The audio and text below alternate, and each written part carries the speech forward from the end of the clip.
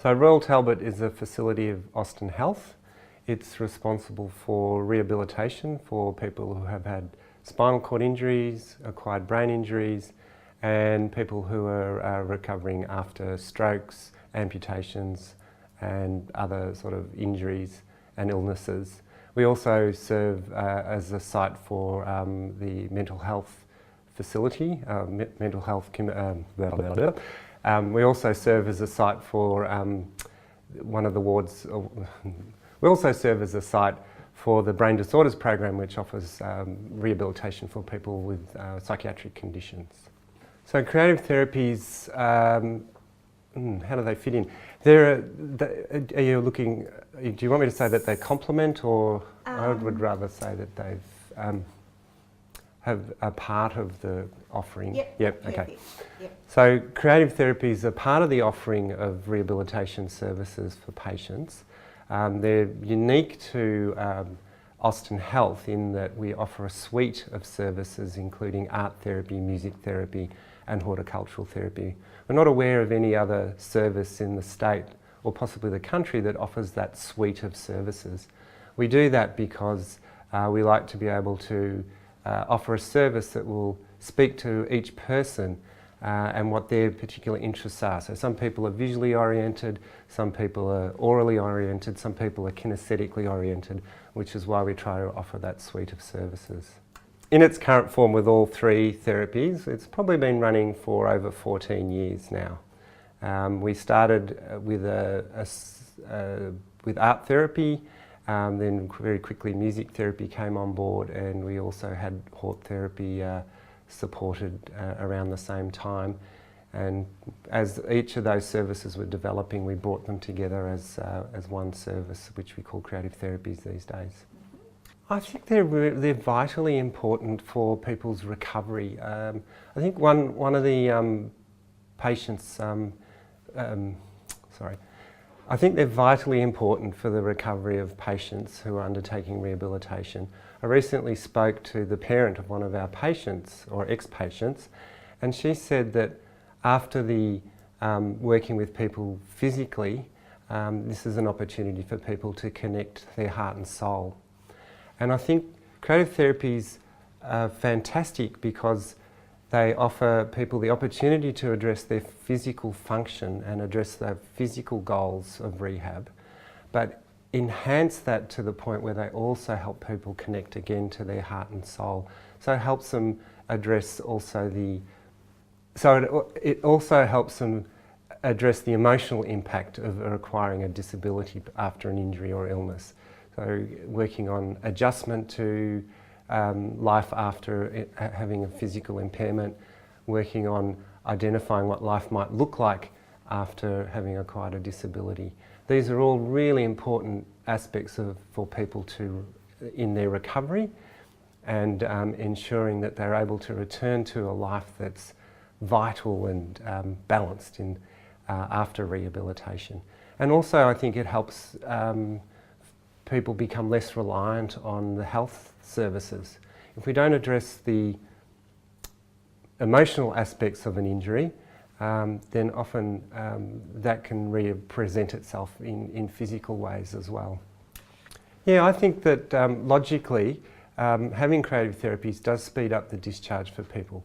They're given the opportunity to continue to address their physical goals, so they're actually getting more therapy than they would in a regular setting, and they're also getting that opportunity to adjust and deal with the impacts of the emotional impacts of injury, and that's got to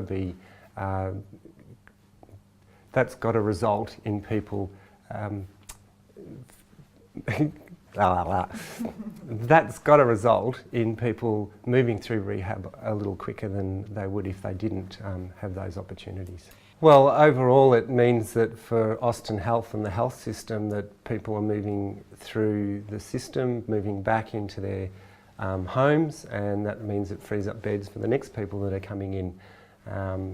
Down the track it means less waiting in casualty, it means that ambulances are able to be more responsive, that we can really extend the benefits right through to that, so that seems like a long bow, but it all has that knock-on effect.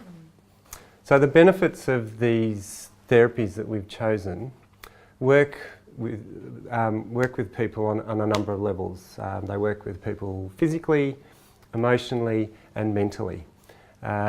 Each modality in the group has different approaches that will tap into people's interests and motivation, but also help them discover their abilities that perhaps they're not aware of. And it does it in a way that is non-threatening. Often our core therapies, we're looking at somebody's lack of function and saying, well, this is what the exercises you have to do in order to be able to walk again or so on.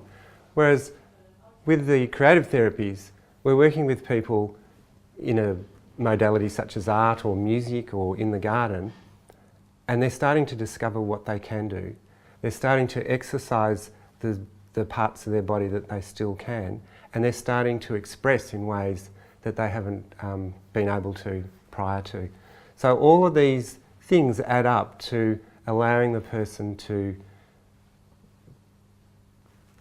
improve, find their potential and make the most of their rehabilitation. Okay, so we know that people learn in different ways. That we understand the science that people learn in different ways. Some people learn through visual cues, some people learn through oral or audio cues, and some people learn through doing, through movement. This is one of the reasons we use the suite in creative therapies of art, music and horticulture, because it allows people, it taps into people's preferred learning modules. And part of rehabilitation is relearning to return to life after having acquired an impairment. Okay, so creative therapies are funded solely on fundraising. We rely very much on the work, or on the support. We rely very much on the support of the community. We've been able, over the last 14 years, to keep the program going through trust funds, through donations from private individuals, through fundraising events and through bequests. We continue to work and develop our strategy for fundraising to ensure that the ongoing service, or the service continues to, we continue to develop our fundraising strategy to ensure the ongoing survival of the service. If we were unable to fund the creative therapies, unfortunately we would have to reduce the service or stop the service altogether. I don't know if I can say this, but I'll just go on. We've been unable to find support within the Department of Health. No, that's not going to work, is it? If we were unable to get the funds to continue creative therapies, we would have to really pull back the service and probably stop it.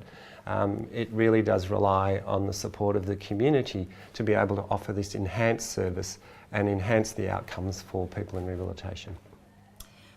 I think without creative therapies, patients would have a lot more downtime.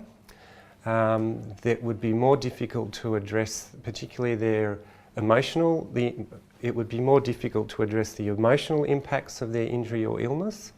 And also it would make the atmosphere, the environment of Royal Talbot, which is pretty unique in itself, lesser, making it more like a hospital and less like a rehabilitation centre. All right, so we continue to work on our fundraising model to ensure the survival of the service. We're looking to expand the different ways that people can contribute, but essentially it means the ongoing survival of the service to ensure that patients benefit, get the most out of their rehab and are able to return home sooner. So we continue to work on our fundraising model to support and improve the creative therapy service so that people are able to maximise the benefit in their rehabilitation, move through sooner, and that means more people can benefit from both the services of Austin Health and creative therapies.